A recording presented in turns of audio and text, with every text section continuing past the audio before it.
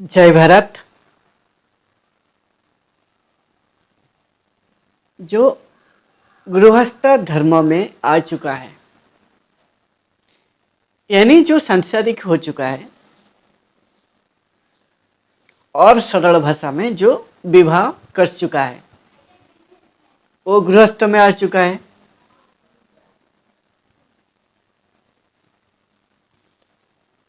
और जो सांसारिक है, जो गृहस्थ में है, उसका जीवन कैसे सार्थक होगा,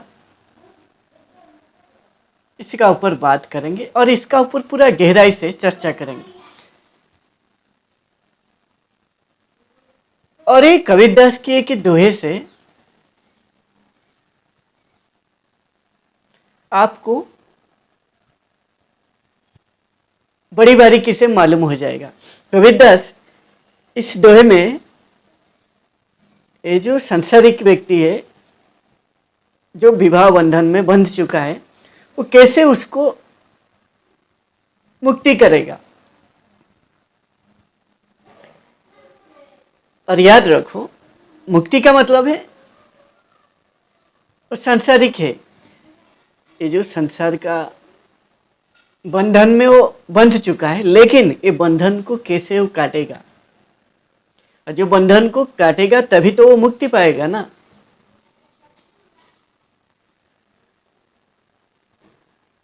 और ये मुक्ति पाने के लिए कबीरदास ये जो दोहे में पूरा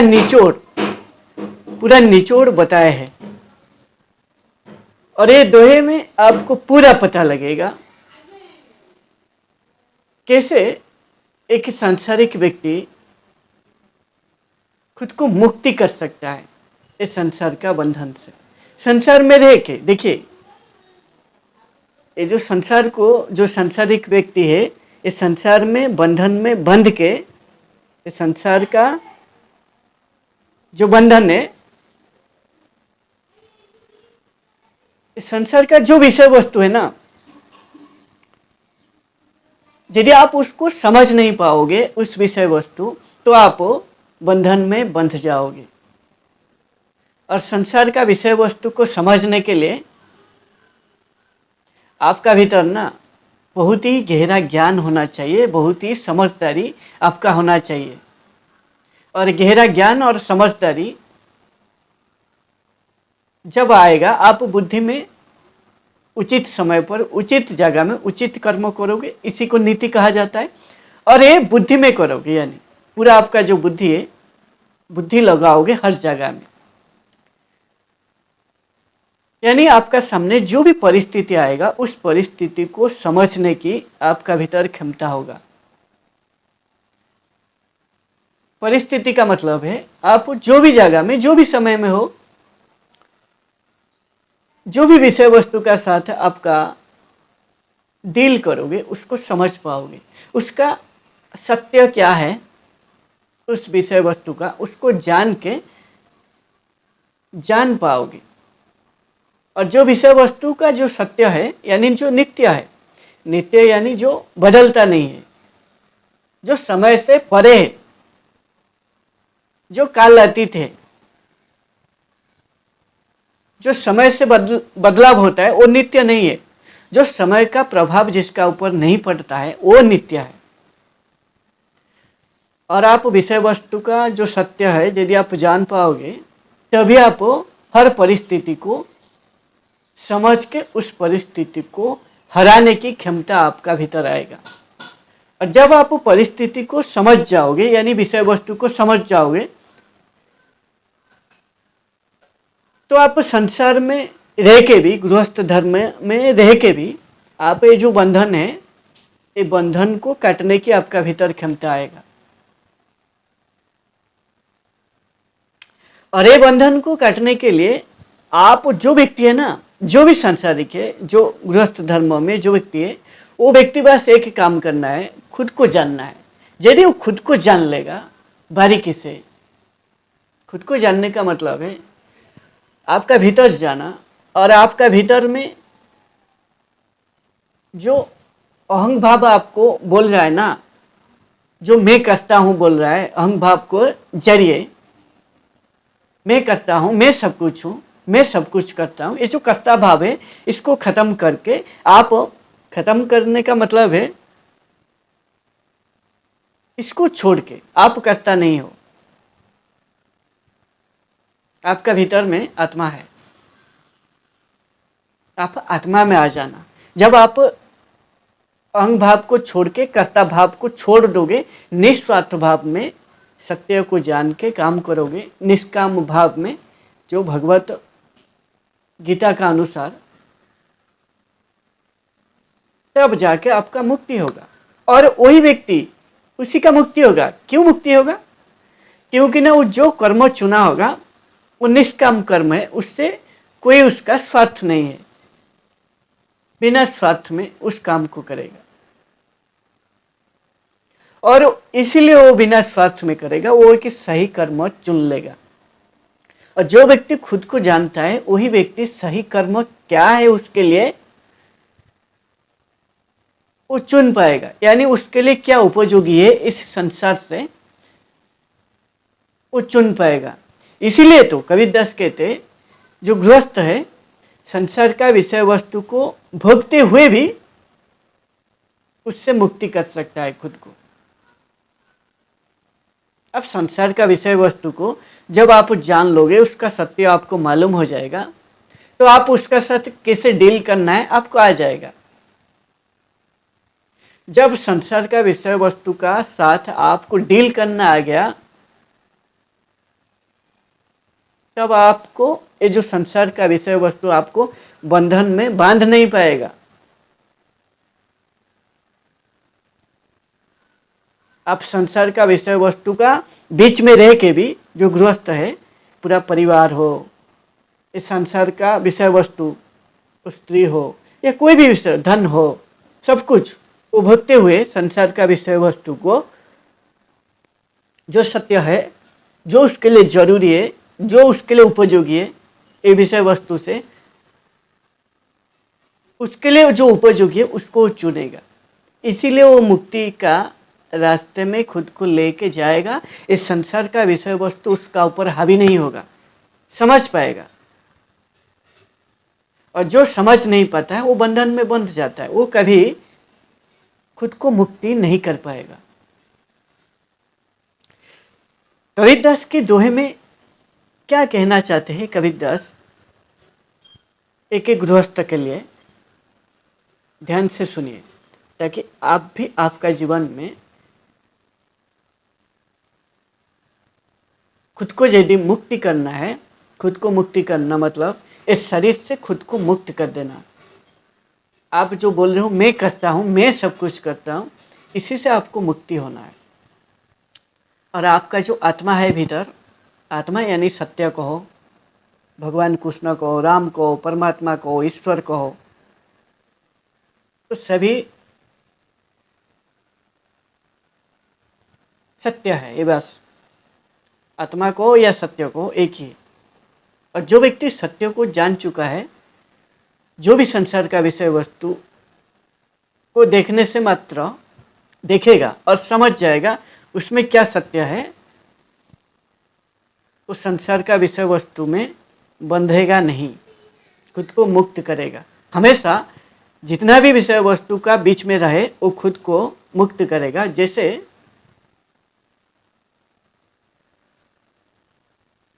जो फूल है ना, पद्म का फूल, वो कीचड़ में भी उगता है, लेकिन उसको कीचड़ टच नहीं करता है। वो पानी भी उसका ऊपर गिरेगा, वो पानी उसको भी टच नहीं कर पाता है। उसी का जैसा एक सत्य को जानने वाला व्यक्ति संसार का विषय वस्तु का बीच में जितना भी रहे, ये विषय वस्तु उसको बंधन में बांध नहीं पाएगा। बंधन का यानी काट है। कबीरदास क्या कहते समझिए, कबीरदास कहते जो मनुष्य गृह धर्म युत रखाई शील विचार गुरुमुख वाणी साधु संग मन वच सेवासार,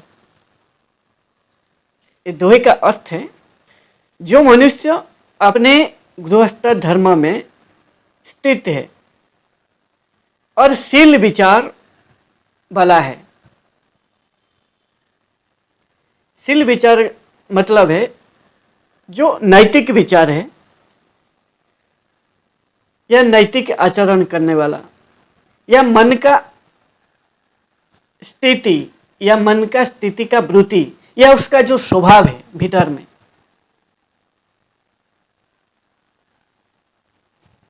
वो यदि नैतिकता भरा हुआ है उसका स्वभाव में, व्यवहार में, उसी को शील कहा जाता है।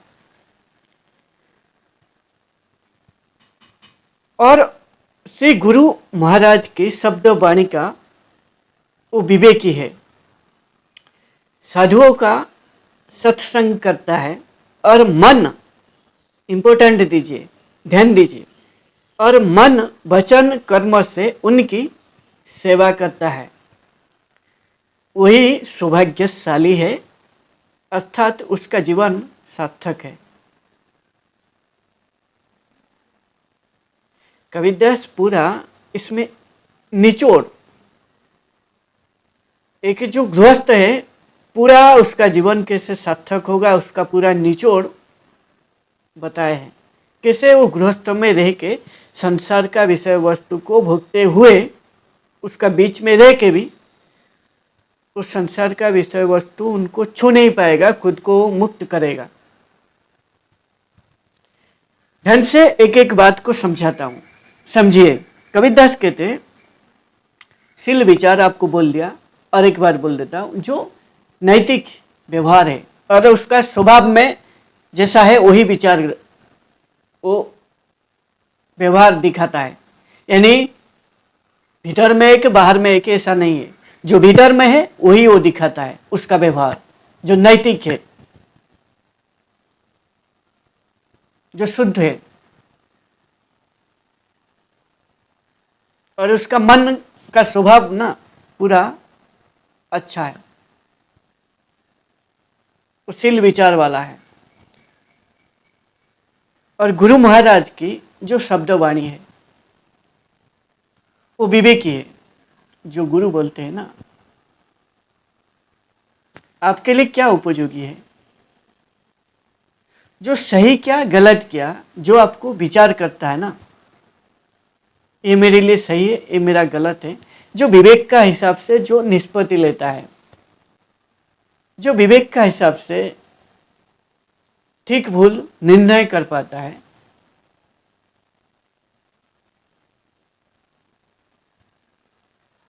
जो हित अहित को ध्यान रख के निर्णय देता है विवेक का हिसाब से,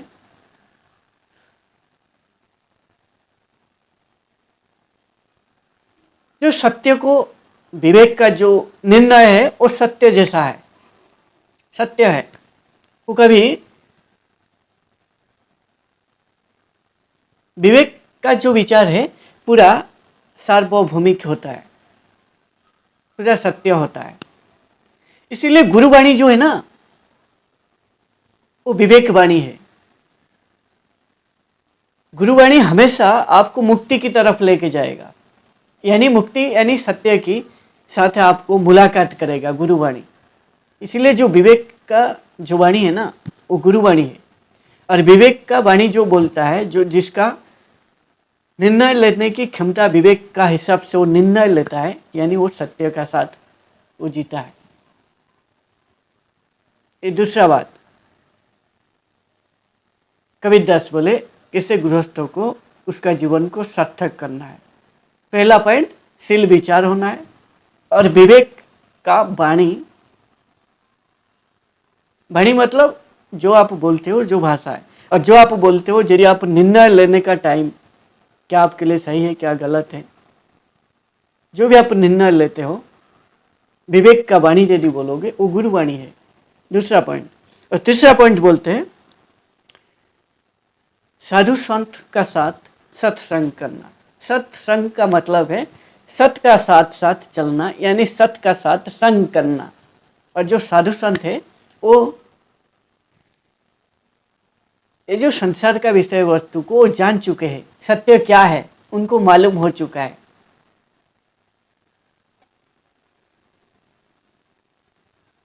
इसीलिए जो साधु संत है वो सत्य का साथ है, सत्य का जो वाणी है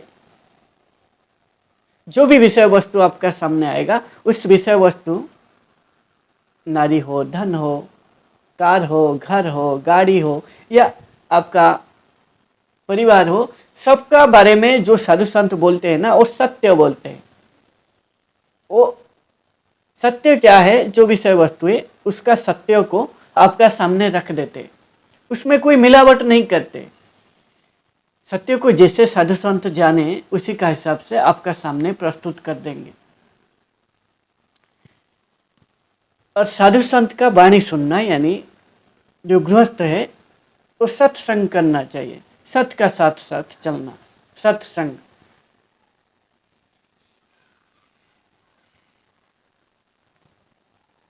साधु संग, जो भी जहाँ पे सत्संग होता है वहाँ पे जाके सत्य का वाणी सुनना, यानी सत्य का साथ वो चलना। और जो आगे बोलते हैं ना कबीरदास इस दोहे में लास्ट में, एक गृहस्थ के लिए और एक कोई भी व्यक्ति के लिए, वो गृहस्थ हो या गृहस्थ होने वाला हो या साधु संत या कोई भी व्यक्ति हो, उसके लिए बहुत ही इंपॉर्टेंट है, उसका जीवन को सार्थक करने के लिए। गृहस्थ के लिए ध्यान दीजिए, आगे कहते हैं मन वचन वो कर्म से उनकी सेवा करता है, वो सौभाग्यशाली है और वो उसका जीवन को सार्थक कर सकता है। मन वचन और कर्म से सेवा करता है, किसका सेवा? सत्य का, जो सत्य का सेवा करता है।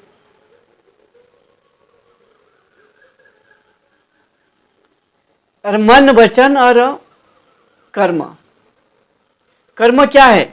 कर्म उसी को कहा जाता है जो भी आप करते हो, आपका मन और आपका शरीर, आपका वचन के जरिए जो भी क्रिया होता है, आपका शरीर, आपका मन और आपका वचन के जरिए जो क्रिया होता है उसी को कर्म कहा जाता है। आप बोलोगे मन में कैसे कर्म होता है? होता है, देखो ऐसे आप बैठ जाओगे, आप यदि मन में खाली विचार करोगे, जो भी विचार, जिसका बारे में जो भी विचार आया, आप बार बार सोच रहे हो मेरे को कल क्या करना है, कल क्या खाना है, कल क्या, कहाँ पे जाना है, क्या कपड़ा पहनना है, किससे कब मुलाकात करना है, कब मार्केट जाना है, कितना टाइम मोबाइल देखना है, ये जो भी विचार आप कर रहे हो, कल क्या करना है, ये भी कर्म है ना। ये आपका मन में विचार चल रहा है। और शरीर के जरिए जो भी आप करते हो वो भी कर्म है। और वाणी, ये जो वाणी आप बोलते हो ये भी कर्म है ना। इसीलिए मन और वाणी और शरीर के जरिए जो भी क्रिया होता है वो कर्म है। और ये तीनों को कबीरदास कहते हैं। ये तीनों से जो व्यक्ति सत्य का सेवा करता है, यानी सत्य को धारण किया है, जो भी समय में, जो भी जगह में, जो भी वो कर्म करता है, सत्य का साथ में, सत्य को धारण करके वो कर्म करता है, वो सौभाग्यशाली है, वो उसका जीवन दुर्लभ है और वो सार्थक है, उसका जीवन, वो मुक्ति है, इसी का नाम। जब आप जीवन में ना, जब आप सत्य को धारण करते हो, आपका भीतर ना एक अलग लेवल का ऊर्जा आता है और साहस आता है, आप खुद का ऊपर आपका विश्वास आता है, भरोसा आता है, और आपका एक अलग लेवल का के पहचान बनता है,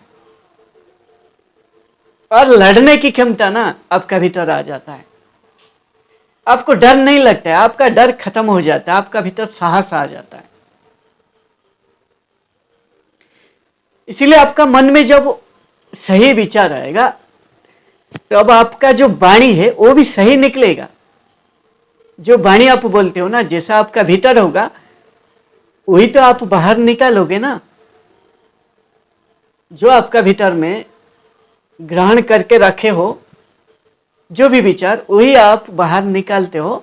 जो भी समय में, जो भी जगह में, जो भी कर्मों के लिए आपको वाणी बोलना है या कर्म करना है, जैसा आपको अनुभव होगा अतीत में, उसी का जैसा आप कर्म करोगे। जो भी आप काम करोगे, आप पहले से जो आप सीखा होगा कार्य, यदि उसी का जैसा मिल गया, जो अनुभव आप अतीत में लिया है उसी का जैसा काम करोगे। इसीलिए अतीत का अनुभव जो है आपका पास, और जो आप ज्ञान लिया है, जो आप स्मृति, स्मृति क्या है? स्मृति मतलब जानकारी। दुनिया भर का जो भी जानकारी आप अतीत में सुना है उसको इकट्ठा करके रखे हो, उसी को स्मृति कहा जाता है। ये आध्यात्मिक भाषा में ये जो स्मृति है ना, बहुत बार आपको सुनने मिलेगा। इसीलिए मन, वाणी और ये जो कर्म, ये तीनों में यदि आपका सत्य दिखाई देता है तो आप गृहस्थ हो या गृहस्थ होने वाले हो, या आप साधु संत या सन्यासी, आप यदि होना है, आप मन बना लिया है तो आपका जीवन सार्थक हो जाएगा। यानी कबीरदास एक लाइन में, ये पूरे दोहे में समझाते हैं, जो व्यक्ति सत्य को धारण करेगा वही व्यक्ति उसका जीवन को सार्थक कर पाएगा, वो बंधन में नहीं बंधेगा, मुक्ति कर पाएगा। और व्यक्ति सत्य को धारण करने से जो भी विषय वस्तु है उसको बारीकी से समझ पाता है और उसका सत्यता क्या है जान पाता है, क्योंकि वो खुद को जीत चुका है, खुद को जान चुका है। और याद रखना, जो व्यक्ति खुद को जीत लेता है, शरीर से खुद को मुक्त करके आत्मा में जीता है, यानी साक्षी हो जाता है, तब वो खुद को मुक्त कर पाएगा इस संसार का बंधन से, सत्य को जान पाएगा। और सत्य को जीवन में धारण करने से आप इस संसार का विषय वस्तु को बारीकी से समझ पाओगे और उसका सत्य को जान पाओगे। इसीलिए कबीरदास कहते हैं, जो संसारी है, जो गृहस्थ है, वो गृहस्थ में रह के यदि सत्य को धारण करेगा जीवन में तो वो खुद को मुक्त कर पाएगा और उसका जीवन दुर्लभ होगा और उसका जीवन को सार्थक कर पाएगा। जीवन को यदि ऊंचा जीना है, जीवन में यदि महान काम करना है, जीवन में यदि सफल होना है, खुद को यदि मुक्त करना है,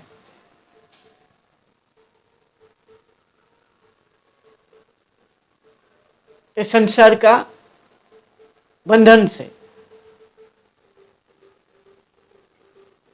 संसार का विषय वस्तु यदि आप समझ नहीं पाओगे, आपके लिए वो बंधन है। यदि आप समझ जाओगे, उसका सत्य जान पाओगे, वो आपको बंधन नहीं लगेगा, वो आपसे, उससे आप ना खुद को मुक्त कर पाओगे। और जीवन को मुक्त करना और सार्थक करना, ऊंचा जीवन जीना और जीवन को खोल के जीना, महान जीवन जीना, सत्य को धारण करने से हो पाएगा। यही बस कबीरदास का मेन जो पॉइंट है ये दोहे में था। आज से आपका जीवन में सत्य को धारण कीजिए। सत्य को धारण करने से आपका जीवन सफल हो जाएगा, आप महान बनोगे, आप खुद को मुक्त कर पाओगे, मुक्ति मिल जाएगा आपको संसार से। जय भारत।